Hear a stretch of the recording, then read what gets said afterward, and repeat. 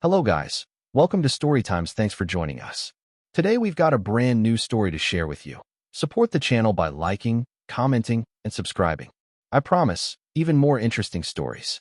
My girlfriend of 6 years rejected my proposal in front of my entire family and laughed.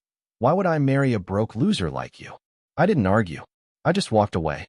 4 years later, I'm living a dream life in Dubai with my fiancée, and she keeps messaging me, begging me to come back, claiming we're soulmates. I never thought I'd be sharing this story online, but after the past few weeks, I need to get this off my chest. My friends keep telling me this belongs on Reddit, so here we are. 4 years ago, I was living a completely different life. I was 28, working as a junior accountant at a small firm in Columbus, Ohio, making about $38,000 a year.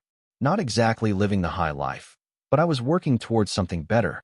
I had a modest one-bedroom apartment, drove a 2010 Honda Civic with a dent in the passenger door, and was head over heels in love with my girlfriend Sarah. Sarah and I had been together for 6 years, since our junior year of college. She was everything I thought I wanted in a partner: gorgeous, social, ambitious, and way out of my league, or so I thought. She worked in digital marketing for a mid-sized agency and made about $48,000, which was more than me, but not by much. At least, that's what I told myself when she'd make her little comments. Looking back, the red flags were everywhere. She'd constantly make remarks about money, about my career, about our lifestyle. When are you going to apply for better jobs, Mark? My coworker's boyfriend just bought her a new iPhone. When's the last time you bought me anything nice? I'm getting tired of splitting everything 50-50 when you make less than me. But when you're in love, you rationalize everything. I thought she was just motivating me to be better. The worst part was how she treated me around her friends. She'd introduce me as Mark, he's still figuring out his career, with this patronizing smile. Or she'd make jokes about my car, my clothes, my apartment. Don't mind the mess, guys. Mark's still living like a college student, always said with a laugh, like it was just playful teasing, but it cut deep every time. I should have seen it coming, but love makes you stupid. The proposal was going to be perfect, at least in my mind. I'd been saving for 10 months to buy her a ring. Nothing extravagant, but it was a real diamond solitaire that cost me nearly 4 months' salary. I maxed out my credit card to make it happen, but I thought she was worth it. I planned it for my mom's 60th birthday party because Sarah had always said she wanted our engagement to be surrounded by family. My mom loved Sarah, or at least she tried to, and I thought it would be romantic to make it part of a celebration that was already meaningful to our family. The party was perfect. My parents had rented the community center at their church, and about 30 family members showed up. Aunts, uncles, cousins, my 2 younger siblings, everyone who mattered to me was there. Sarah seemed to be having a good time, laughing with my cousins and helping my mom in the kitchen. After dinner, when everyone was relaxed and happy, I stood up. My heart was pounding so hard I thought people could hear it. I'd practiced this speech in the mirror for weeks. "Hey everyone, can I get your attention for a minute?" The room quieted down, and I could see my family turning toward me with curious smiles. My sister Emma was already pulling out her phone to record. She later told me she knew what was coming. I turned to Sarah, who was sitting next to me looking confused. "Sarah, we've been together for 6 incredible years. You've made me a better man, and I can't imagine my life without you." I got down on one knee and pulled out the ring box. My hands were shaking so badly I almost dropped it. "Will you marry me?" The silence that followed felt like it lasted forever. Sarah stared at the ring, then at me, then looked around at my family. And then she started laughing. Not a nervous giggle or a surprised laugh, a cruel, mocking laugh that made my blood turn cold. "Are you kidding me right now?" she said, loud enough for the entire room to hear. "Why would I marry a broke loser like you?" The room went dead silent. I could see my mom's face go white, my dad's jaw clench. My little cousin Jake, who was only 12, looked confused and scared. But Sarah wasn't finished. She stood up, and I'll never forget the look of disgust on her face. "Look at this ring, Mark. It's tiny. Look at your life. You're 28 years old, and you make less than a Target manager. I've been waiting for you to get your crap together for years, but this is just pathetic." I was still on one knee, frozen in shock and humiliation. Sarah grabbed her purse from the table. "What exactly can you offer me? A lifetime of struggling to pay rent, driving that piece of garbage car until it falls apart, never being able to afford a vacation or a nice dinner." She shook her head like I was the most pathetic thing she'd ever seen. I have standards, Mark. I want a man who can actually take care of me, not someone I have to carry financially. She looked around at my family, who were all staring in horror. Thanks for dinner, Mrs. Rodriguez. Sorry you all had to witness this disaster. And then she walked out. I knelt there for what felt like hours, but was probably only 30 seconds. 30 people who loved me were watching me get destroyed by the woman I thought I'd spend my life with. I wanted to disappear. I wanted to die. Finally, I stood up, closed the ring box, and said, "Well, that was unexpected. Anyone want cake?" My family tried to rally around me. My mom was crying. My dad looked like he wanted to punch a wall, and my siblings were ready to key Sarah's car. But I was numb. Completely, utterly numb. I helped clean up, made small talk, and acted like everything was fine. Inside, I was falling apart. That night, Sarah texted me, "Maybe this will finally motivate you to become the man I need you to be. Call me when you've figured out how to be successful." I blocked her number that same night. The next few weeks were the darkest of my life. I couldn't eat, couldn't sleep, couldn't focus at work. The humiliation was eating me alive. I kept replaying that moment over and over. The laughter, the cruel words, the look of pity on my family's faces. But somewhere in that darkness, something shifted. I realized Sarah was right about one thing. I didn't need to change my life. Not for her, but for me. I'd been coasting, accepting mediocrity, making excuses for why I wasn't moving forward. That night, as brutal as it was, showed me I was capable of more. I started researching opportunities abroad. I'd always been good with numbers and had been teaching myself data analysis and programming in my spare time. I discovered that Dubai was actively recruiting international talent, especially in fintech and business analytics. The salary ranges were incredible, easily triple what I was making in Ohio. Plus, no income tax. I spent the next 8 months preparing like my life depended on it, which, in a way, it did. I got certifications in financial modeling, data visualization, and business intelligence. I networked obsessively on LinkedIn, reaching out to recruiters and professionals in Dubai. I applied to over 100 positions. The rejections piled up for months. But finally, I got a response from a major investment firm in Dubai, Al Rashid Financial Group. They wanted to interview me for a senior business analyst position.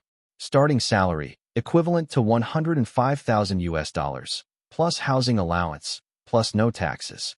It was more than triple what I was making. The interview process was intense, 3 rounds over video calls, a technical assessment, and a presentation I had to prepare. But I nailed it. When they offered me the position, I didn't hesitate. I gave my notice in Ohio and started planning my move. Leaving everything behind was terrifying, but liberating. My family was supportive, but worried about me moving so far away. I promised to visit regularly and stay in close touch. Dubai was overwhelming at first. The heat, the pace, the cultural differences, the pressure of the new job. But I was hungry in a way I'd never been before. Every successful project felt like proof that I was more than what Sarah had seen in me. I threw myself into work completely. I was the first one in the office and often the last to leave. I took on extra projects, volunteered for challenging assignments, and made myself indispensable. Within 18 months, I was promoted to senior manager. By the end of my second year, I was making $165,000 equivalent and leading a team of 12 analysts. The lifestyle was incredible. I moved into a beautiful apartment in Dubai Marina with floor-to-ceiling windows overlooking the water. I bought a BMW 5 Series, nothing too flashy, but a far cry from my dented Honda Civic. I was traveling, dining at amazing restaurants, making friends with other expat professionals. But the best part wasn't the money or the lifestyle. It was meeting Priya. I met Priya at a networking event for international professionals about 2.5 years after moving to Dubai. She's a cardiovascular surgeon from Mumbai who had moved to Dubai around the same time I did. Brilliant, funny, kind, and absolutely beautiful. But what struck me most was how she talked about her work, with passion and purpose that reminded me why I'd fallen in love with analytics in the first place. We started as friends, grabbing coffee after networking events, exploring Dubai together on weekends. She was different from anyone I'd ever dated. Success hadn't made her arrogant. It had made her generous. She volunteered at a free clinic for migrant workers, spoke 3 languages fluently, and had this way of making everyone around her feel valued. When we finally started dating 8 months later, it felt natural and easy in a way my relationship with Sarah never had. Priya celebrated my successes without trying to take credit for them. She supported my ambitions without making me feel inadequate about where I was starting from. And most importantly, she made it clear that she was with me because of who I was, not what I could provide. 6 months ago, I proposed to Priya on a private beach in the Maldives during a long weekend trip. The ring cost more than my car back in Ohio, but more importantly, she said yes before I even finished asking the question. She cried happy tears and told me she would have said yes if I proposed with a ring pop. Which brings me to why I'm writing this. 3 weeks ago, I got a Facebook message from Sarah. I'd unblocked her on social media about a year ago. Honestly, I'd forgotten she existed. But apparently, she'd been keeping tabs on me through my posts. Photos from Santorini, work achievements, pictures with Priya at various events. The message said, "Hey stranger, I've been seeing your posts and it looks like you're doing amazing. I always knew you had it in you. Maybe we could catch up sometime? I'd love to hear about your adventures." I didn't respond. 3 days later, "Mark, I know things ended badly between us, but I think we both needed that wake-up call to grow. I've been doing a lot of therapy and self-reflection, and I realize I was way too harsh that night. You were always such a good guy. You just needed the right push to reach your potential." Still no response from me. The messages kept escalating. "I miss what we had. You were always so thoughtful and caring, and I took that for granted. I've been dating other people, but honestly, none of them understand me the way you did. I saw you're engaged. She seems nice, but does she really know the real you? We have 6 years of history, Mark. That has to count for something. I made a huge mistake that night. I was young and immature and didn't appreciate what I had right in front of me. And then, last week, we're soulmates, Mark. I know you feel it too. One bad night shouldn't erase everything we built together. I'm willing to make sacrifices. I could even move to Dubai if that's what it takes. I've changed so much. I'm not the shallow person I used to be." The final message came yesterday. "I know I hurt you terribly, but what we had was real love. I helped make you into the successful man you are today. Don't throw away our connection for someone who doesn't have our history. I just need one chance to show you how much I've grown." I showed all the messages to Priya, expecting her to be upset or concerned. Instead, she read them, started laughing, and said, "Wow, the audacity is actually impressive. Should I be flattered that your ex thinks I stole her soulmate?" Then she kissed me and went back to planning our wedding menu. That's when I decided to respond to Sarah. I kept it direct. "Hi, Sarah. I appreciate you reaching out, but I'm not interested in reconnecting. I'm very happy with my life and my fiancé. I wish you the best, but please don't contact me again." Her response came within 20 minutes. "You can't be serious. After everything we've been through, I made you who you are today, Mark. If I hadn't pushed you that night, you'd still be that pathetic guy making $35,000 in Ohio. You owe me at least a conversation. Don't be ungrateful." That message made me angrier than I'd been in years. The sheer entitlement of claiming credit for my success, while simultaneously reminding me of how she'd humiliated me, was breathtaking. I called my sister Emma to vent, and she told me something I hadn't known. About a year after I moved to Dubai, Sarah had shown up at my parents' house asking for my contact information.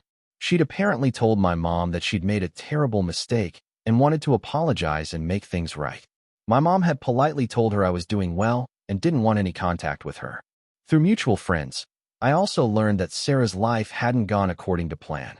After we broke up, she jumped from relationship to relationship, always looking for someone who could give her the lifestyle she felt entitled to.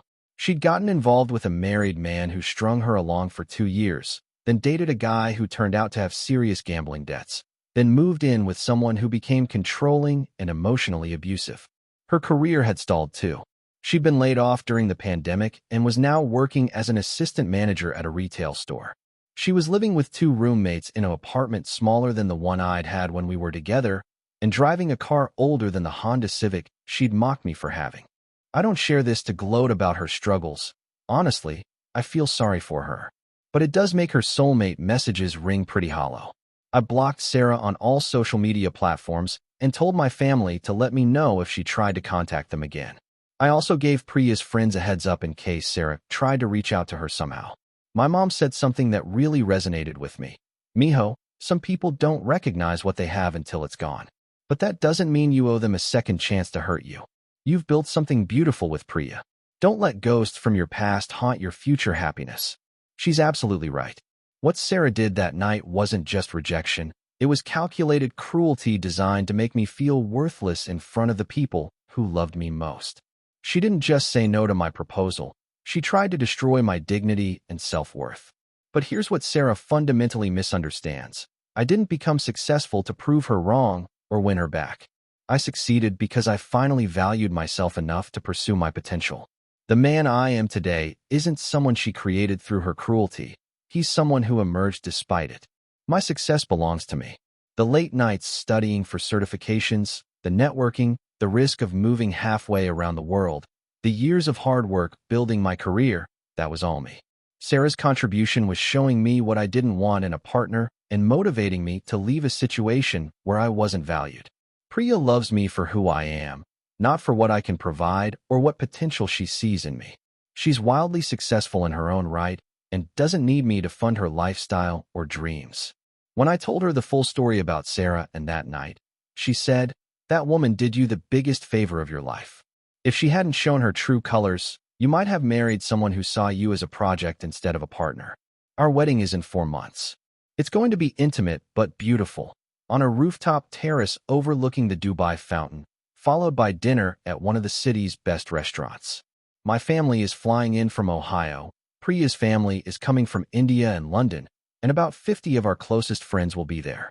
The whole celebration will cost more than I used to make in a year, but every dirham is worth it because I'm marrying someone who would love me just as much if we were exchanging vows in my parents' backyard. I used to think Sarah was the love of my life. Now I understand she was just a painful lesson I needed to learn. Real love doesn't tear you down to build you up. It doesn't humiliate you to motivate you. It doesn't keep score or make you feel like you have to earn affection through achievement. The love of my life is the woman who sees my worth even on my worst days, who celebrates my wins without trying to take credit for them, and who makes me laugh when I'm stressed about work. The love of my life is someone who chose me not because of what I could become, but because of who I already was. Sarah can keep her messages about soulmates and second chances. I already found my person, and she's nothing like the woman who called me a broke loser in front of my family. To anyone reading this who's been publicly humiliated or made to feel worthless by someone who was supposed to love you, sometimes the worst thing that happens to you becomes the catalyst for the best thing. That devastating night 4 years ago was the push I needed to stop settling for less than I deserved, in love and in life. And to Sarah, if you somehow find this, thank you. Thank you for showing me exactly what I didn't want in a marriage, and thank you for freeing me to find someone who actually loves me. I genuinely hope you find happiness, but it won't be with me. Update: since posting this story, I've received hundreds of messages of support. Thank you to everyone who shared their own experiences and encouragement. Sarah found this post, probably through mutual friends, and sent me a long email calling me vindictive and claiming I manipulated the truth to make her look bad. She threatened to reach out to Priya to tell her side of the story and warn her about the real Mark. I forwarded the email to Priya, who responded by booking us a couple's massage and saying, "I'm just grateful every day that you dodged such a massive bullet." Should we send her a thank you card? Some people never change. I'm thankful I did. TL, ex humiliated me during proposal, called me a broke loser.